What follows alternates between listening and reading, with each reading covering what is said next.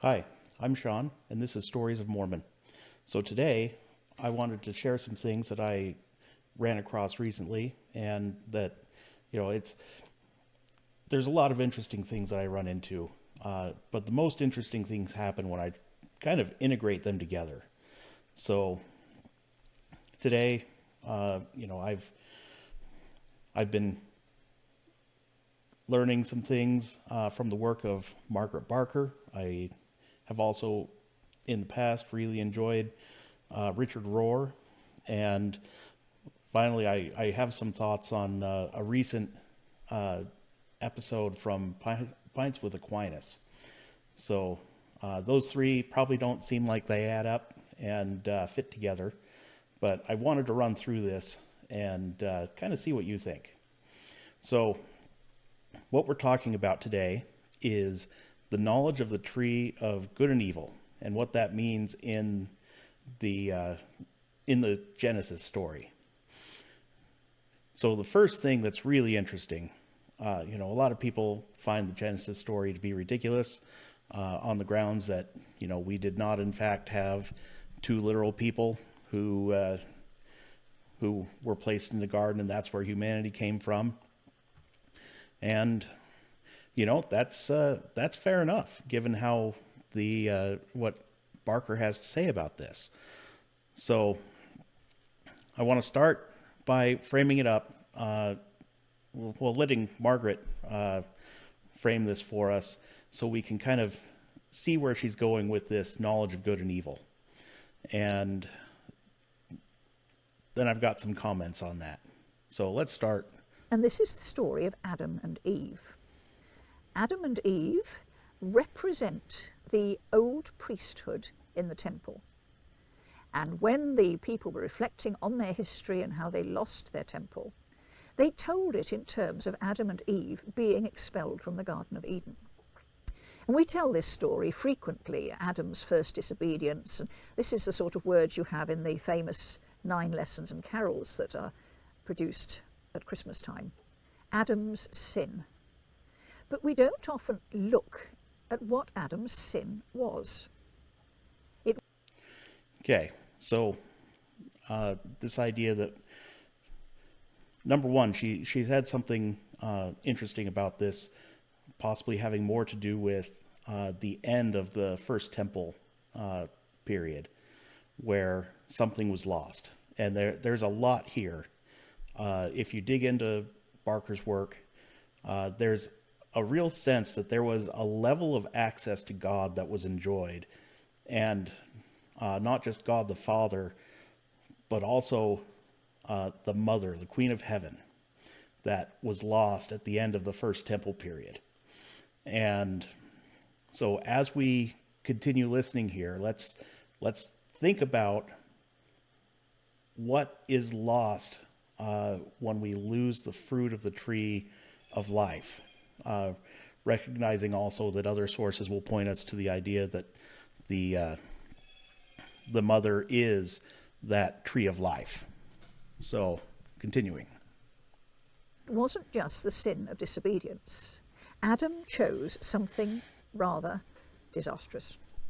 When Adam was created, according to the story, he was put in paradise, the Garden of Eden, and he was told that he could eat from any tree in the garden. And in that garden was the tree of life. And the storyteller doesn't label this bit at all. Adam was intended to eat from the tree of life. He was forbidden to eat from the tree of the knowledge of good and evil.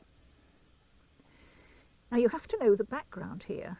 What was so special about the tree of life? Well, if you look elsewhere in the Old Testament, for example, in the book of Proverbs, chapter 3, there's a lovely poem about the tree of life, Proverbs 3, starting at verse 13. And this makes it quite clear that the tree of life was a symbol for wisdom. Wisdom is a very controversial area of Old Testament study, because it looks as though wisdom represented a divine figure, a female figure, and the tree of life was the symbol by which this female figure was represented in the old temple. And something happened to Adam and Eve, or the old priesthood, that made them reject wisdom, the tree of life, and choose something else. And they chose what the storyteller calls the tree of the knowledge of good and evil. And they are tempted to take this fruit from the tree of the knowledge of good and evil by a very nasty character who appears as a snake. Now this big question. Okay, so here we are. We've got the this idea that we have this tree of the knowledge of good and evil, as opposed to the tree of life. And so the tree of life, for as far as LDS folk are concerned, when we say the female deity, that would basically be what we call Heavenly Mother. If you look around, you can find sources that talk about her as, or specifically Barker talks about her as possibly being Asherah, Queen of Heaven. But what's important here is this idea that we have this tree of the knowledge of good and evil. And what strikes me is this knowledge of good and evil really appears to be kind of our philosophy and our approach to kind of dividing things and us making judgments about what is good and what is evil. So, it's funny.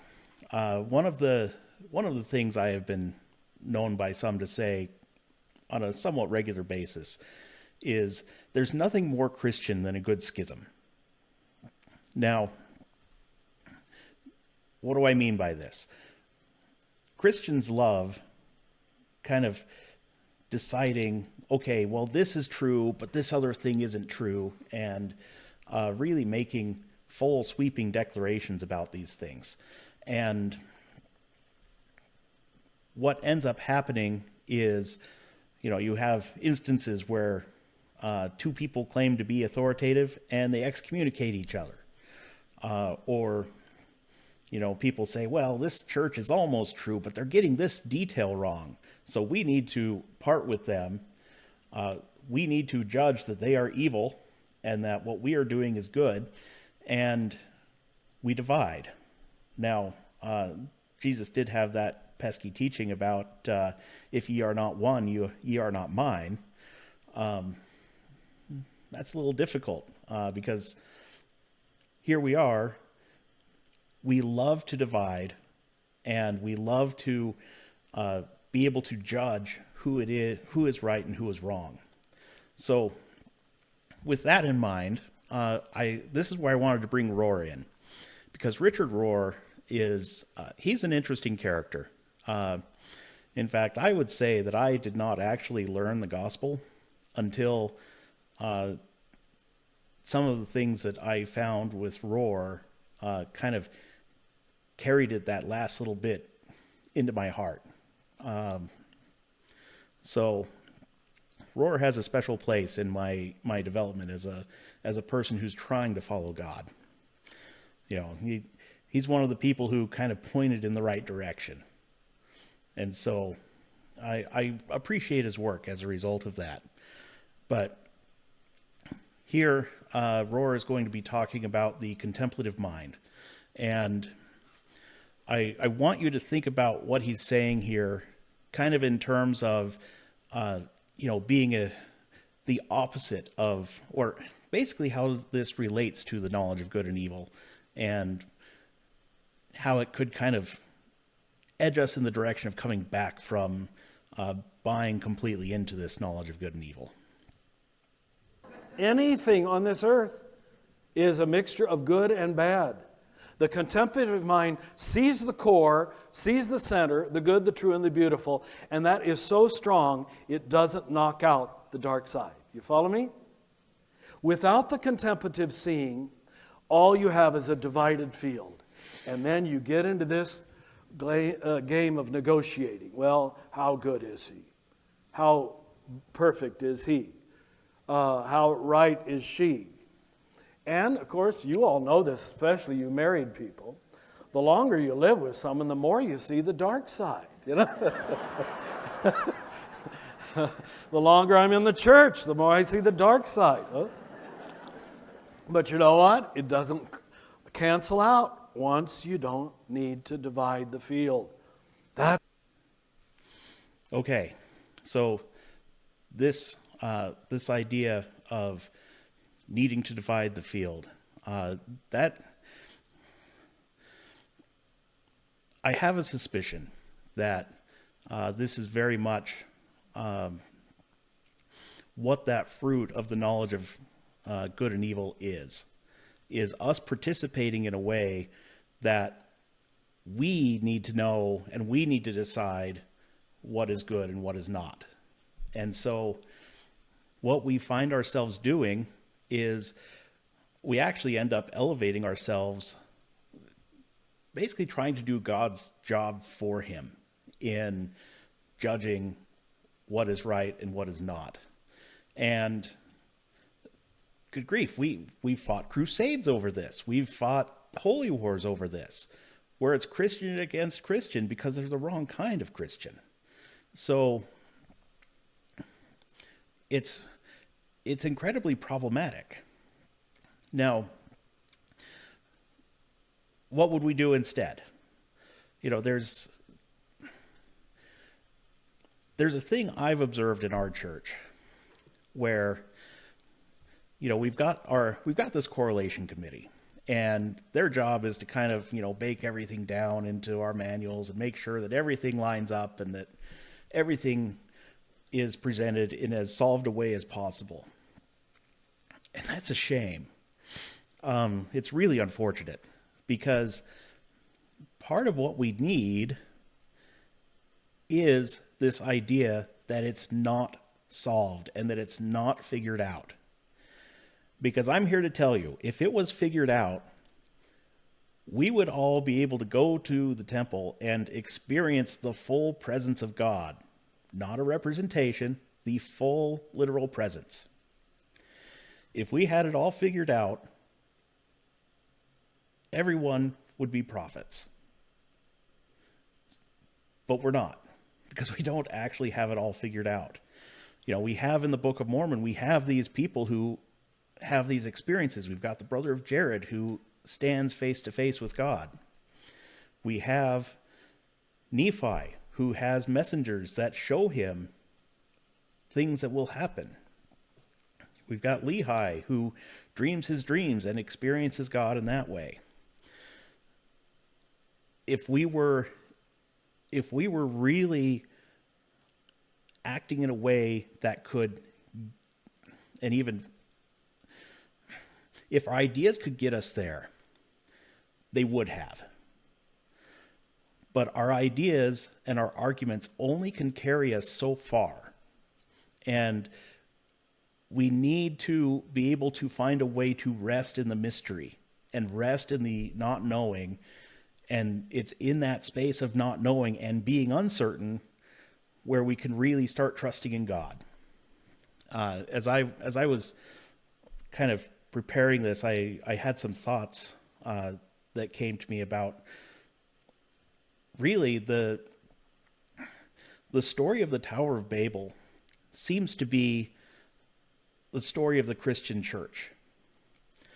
You know, where we have this tendency where we want to, you know, build up our theology. And if we get our theology right, it will get us to God.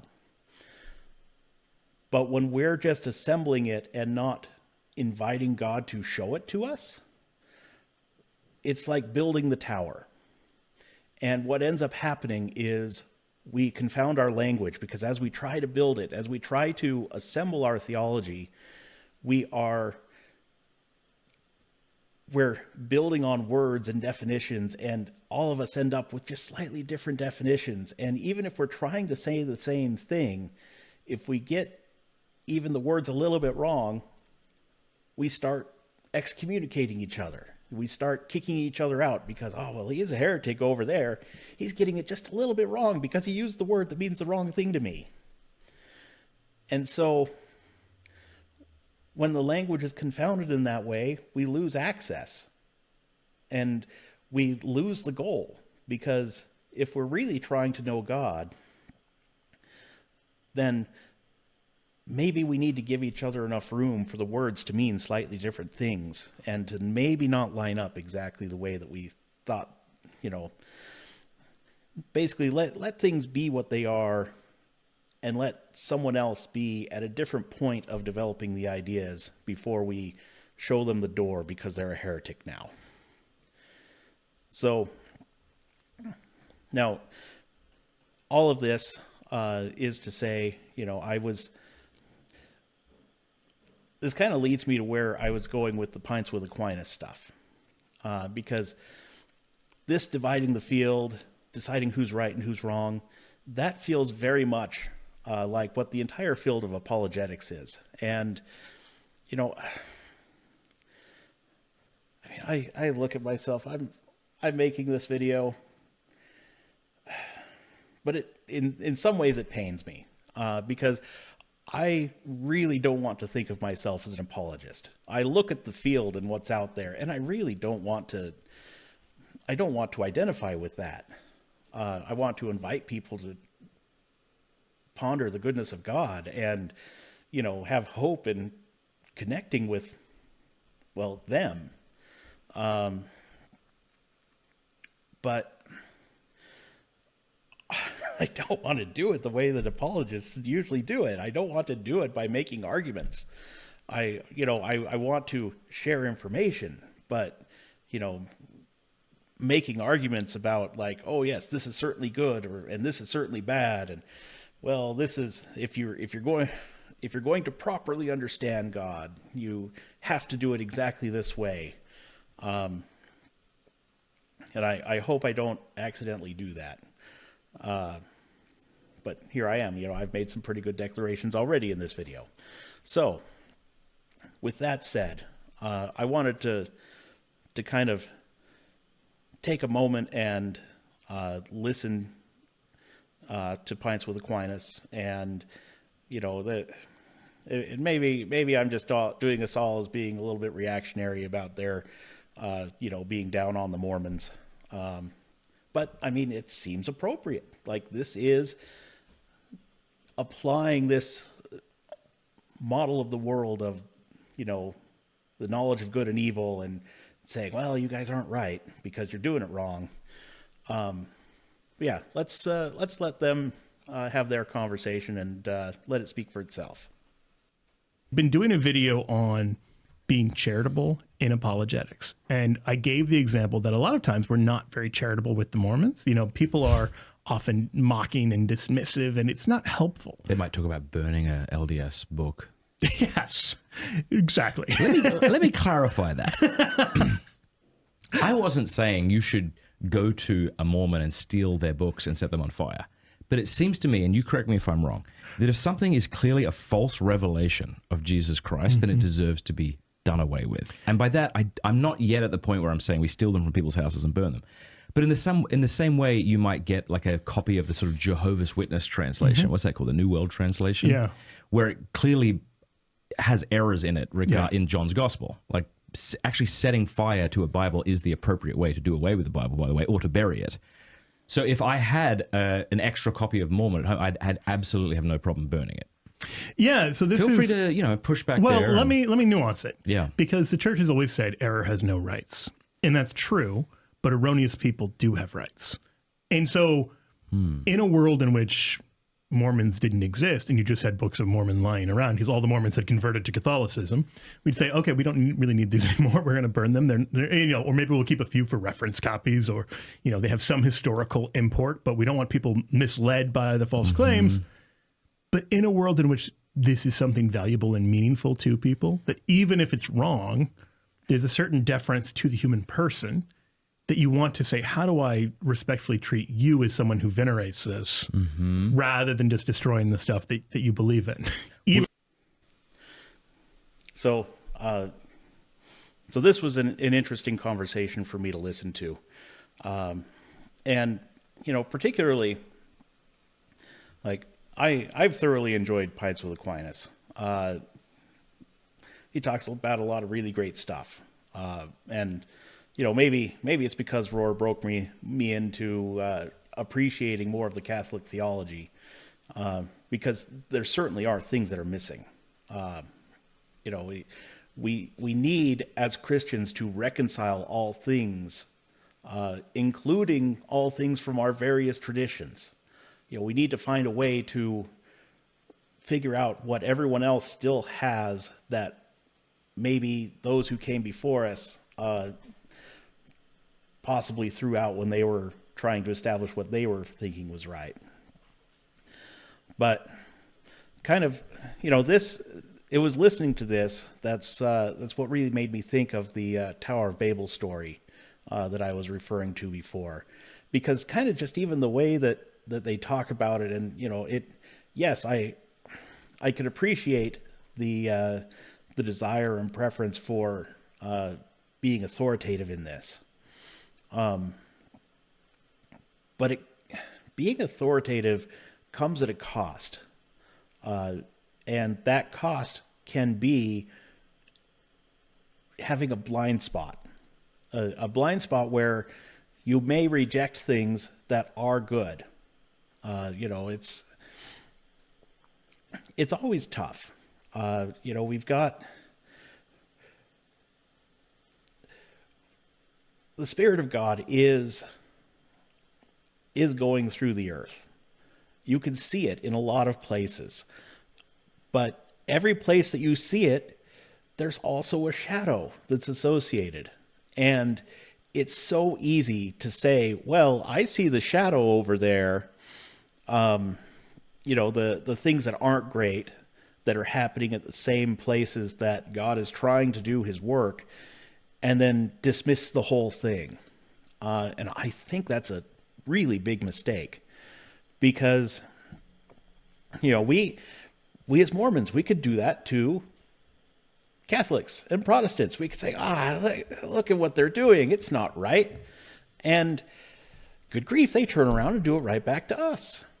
And it's all of, you know, it's everybody on both sides orienting ourselves toward this knowledge of good and evil and making ourselves the judge of what is good and what is evil, instead of leaving that to God and looking for opportunities to understand and looking for opportunities to have more communion. So I think if I go any further, I run a serious risk of rambling. Goodness knows I probably already did once or twice, or, you know, a number of times at this point. But, you know, this is kind of my Sunday morning thought, and I wanted to share that with you.